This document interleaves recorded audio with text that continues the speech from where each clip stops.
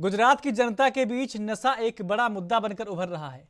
गुजरात के बंदरगाह और समुद्र किनारे के शहर नशे की सप्लाई को लेकर बदनाम हो चुके हैं। कुछ महीने ही गुजरात के बंदरगाह के नशे के खेप को बरामद किया गया जाने की खबर सामने आई थी। कांग्रेस के पूर्व अध्यक्ष और सांसद राहुल गांधी भी इस मुद्दे पर गुजरात सरकार को निशाने पर ले चुके हैं। गुजरात में नशे की खेप को लेकर मांडवी से एनबी न्यूज के लिए लोकेश लकी जगवानी ले लिया जायजा। नशा एक ऐसी बीमारी जो कि यंगस्टर्स को अपनी चपेट में लेकर उनके फ्यूचर को बर्बाद कर रही है। और मांडवी में नशे के कारोबार की जो जड़ें हैं वो काफी गहरी बताई जाती है। बताते हैं कि यहाँ पर मादक पदार्थों की जो तस्करी है वो बड़े पैमाने पर होती है। पड़ोसी देशों से हेरोइन, चरस, स्मैक की तस्करी के जो मामले हैं वो यहाँ पर अक्सर सुनने में आते हैं। इस वक्त हम जिस कच्छ जिले की मांडवी विधानसभा सीट पर मौजूद हैं, यहाँ इसी गुजरात में 27 सालों से भारतीय जनता पार्टी की सरकार है। लेकिन क्या आपने कभी सोचा कि गुजरात में ड्रग्स का जो कारोबार है वो कैसे फैल गया? यहाँ पर कच्चे माल को बेहतर माल बनाने की जो फैक्ट्रियां हैं वो कैसे बन गई? और किसकी नाक के नीचे गुजरात में ड्रग्स का जो कारोबार है वो फैलने लगा? इस चुनावी मौसम में कांग्रेस पार्टी भी यह आरोप लगाते हुए कहती है कि पूरे देश में सबसे ज्यादा नशे का जो कारोबार है वो गुजरात के बंदरगाह से हो रहा है। और बावजूद इसके भी सरकार युवाओं को नशे की लत से बचाने के लिए कोई सख्त कदम नहीं उठा रही।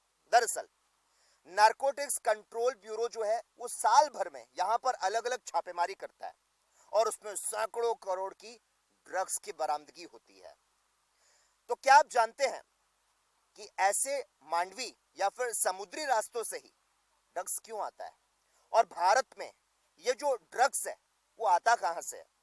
दरअसल भारत में आने वाले ज्यादातर जो ड्रग्स हैं वो अफगानिस्तान से आते हैं। हालांकि ये कई बार ये पाकिस्तान और नेपाल के रास्ते से होकर भी भारत में पहुंचता है। ड्रग्स की तस्करी के लिए सबसे सुरक्षित रास्ता जो है वो समुद्र का माना जाता है।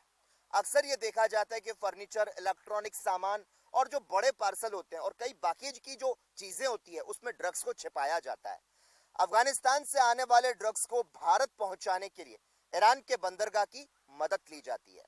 दरअसल एयरपोर्ट और रेलवे स्टेशन पर जैसी सिक्योरिटी होती है वैसी बंदरगाहों पर रखवाना काफी मुश्किल भरा होता है। लेकिन इसके बावजूद भी कस्टम अधिकारी और जो इंटेलिजेंस की टीम है वो ज्यादातर मामलों में ड्रग्स की बड़ी खेप को पकड़ने में कामयाब होती है। तो भारत जो है वो ड्रग्स के कारोबार में सप्लाई, डिमांड और ट्रांजिट इन तीनों का सेंट्रल रहा है। यानी कि यहाँ की सप्लाई होती है, यहाँ मांग भी है और ड्रग्स की सप्लाई का जो रास्ता है वो भारत से होकर जाता है। और देश में लगभग 10 करोड़ जो लोग हैं वो आज ड्रग्स के आदी हैं और उनके लिए ऐसे जो समुंदर के रास्ते होते हैं वो काफी आसान भरे होते हैं। कैमरा पर्सन संदीप सिंह के साथ लकी जगवानी, एएनबी न्यूज, मांडवी, गुजरात।